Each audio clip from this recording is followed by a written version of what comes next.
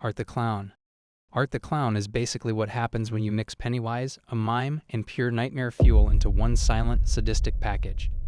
He's the main villain of the Terrifier movies, and calling him evil is an understatement. This guy doesn't just kill people, he turns murder into an art form, and he does it with the kind of enthusiasm usually reserved for kids unwrapping Christmas presents. Oh, and he doesn't talk. Not a single word, just creepy stares and exaggerated expressions. Picture this. A poor woman named Dawn is hanging upside down, completely helpless, and Art, being the overachieving lunatic he is, takes a rusty hacksaw and slowly saws her in half, starting from the worst possible place. Yes, you know where. And the guy looks like he's having a blast while doing it, as if he's just won a carnival game. And in Terrifier 2, he scalps a girl named Allie, rips off her arm, breaks her fingers one by one, peels her face like an orange, and then, because that wasn't enough, he leaves the room and comes back with bleach and salt, rubbing it into her wounds like a chef seasoning a steak. And the worst part, she's still alive for most of it. The Maker. The Maker, aka Reed Richards, first appeared in Ultimate Fantastic Four Volume 1.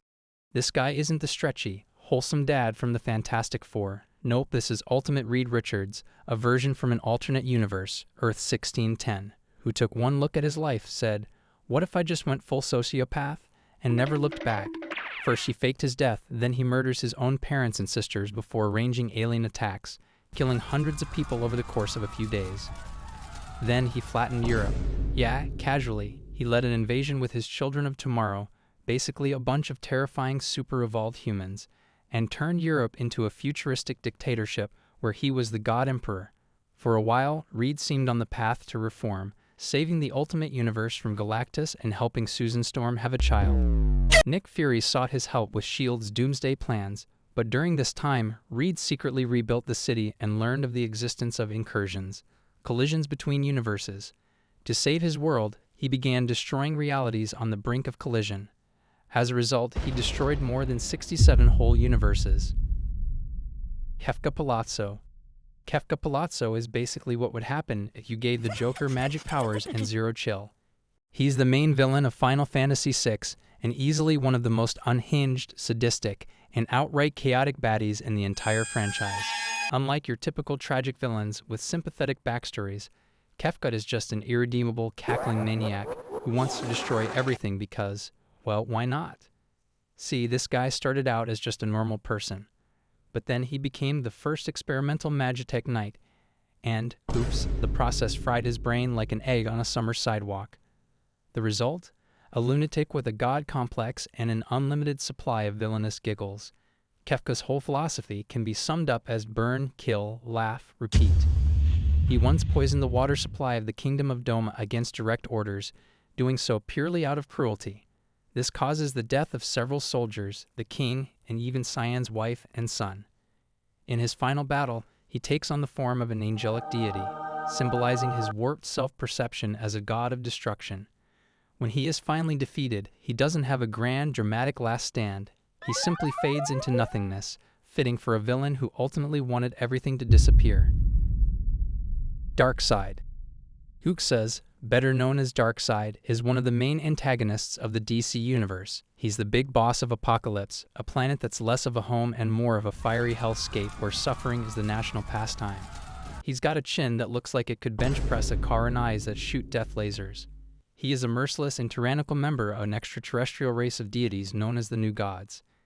His goal is to get his hands on the anti-life equation, a cosmic formula that would allow him to control literally everyone's mind.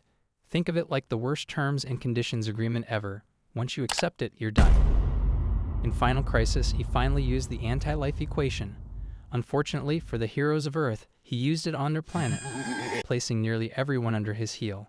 He's wiped out entire planets just to prove a point, treating civilizations like disposable coffee cups, tortured Wonder Woman, and massacred the Amazons. He also once killed Batman. Well, temporarily, but still, by blasting him with his Omega beams. He believes existence should revolve around his will, and anyone who opposes him faces not just death, but total obliteration of their identity and soul. Cipher. Bill Cipher is the main antagonist of Gravity Falls, a mysterious and powerful interdimensional being who takes the form of a yellow, one-eyed triangle with a top hat and bow tie. Imagine if a Dorito went insane, gained godlike powers, and decided to make everyone's existence a living nightmare.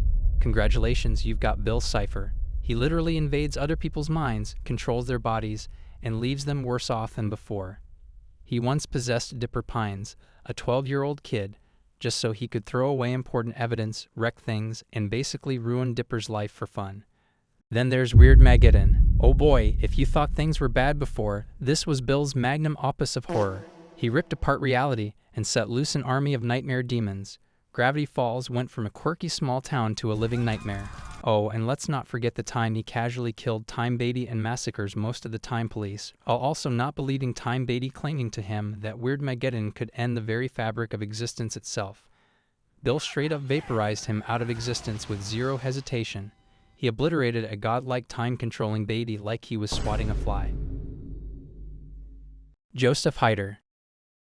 Josef Heiter is a fictional character from The Human Centipede, First Sequence, a 2009 horror film directed by Tom Six. He is a deranged, retired German surgeon who specializes in separating conjoined twins, but in a delightful career pivot, decides that sewing people together is much more fun. His dream? To create a human centipede by surgically connecting people mouth to anus in one long digestive nightmare. Dr. Heiter is the kind of guy who wakes up in the morning and thinks, coffee or experimental body horror? Spoiler, he chooses the latter. He kidnaps 3 unfortunate tourists and performs an operation that turns them into a grotesque, involuntary relay team for, well, digestion. His idea of entertainment is watching his centipede suffer, which he does with the smug satisfaction of a man who thinks he's revolutionizing medical science instead of just being gross and insane. Instead of doing what normal retired doctors do, like playing golf or going on cruises, he decided to conduct the world's worst anatomy experiment, and let's not forget the cherry on top, his absolute glee in watching his stitched-up victims struggle in their new, horrifying existence. Yapool. Yapool is one of the most notorious villains in Ultraman Ace and the wider Ultraman universe. He's an interdimensional warlord with an ego bigger than the entire Ultra Galaxy and a penchant for fusing horrifying abominations into reality. He's the mastermind behind the Choju, which are basically nightmare kaiju stitched together like Frankenstein's monster, except way less cuddly and a lot more homicidal. He despises the Ultras with the kind of burning hatred usually reserved for people who cut in line at Starbucks. His entire existence revolves around making life miserable for the Ultra Brothers and, by extension, humanity. He doesn't just want to win. He wants to make you suffer before he wins. It is impossible to truly kill him, as eventually his unceasing grudge will cause him to be revived. To top it all off, Yapool doesn't just go after adults. He torments children, civilians, and basically anyone who has the misfortune of existing in the same universe as him. He even brainwashes people into doing his dirty work, proving that he's not just physically terrifying but also a manipulative nightmare of psychological warfare. Sentinel Prime.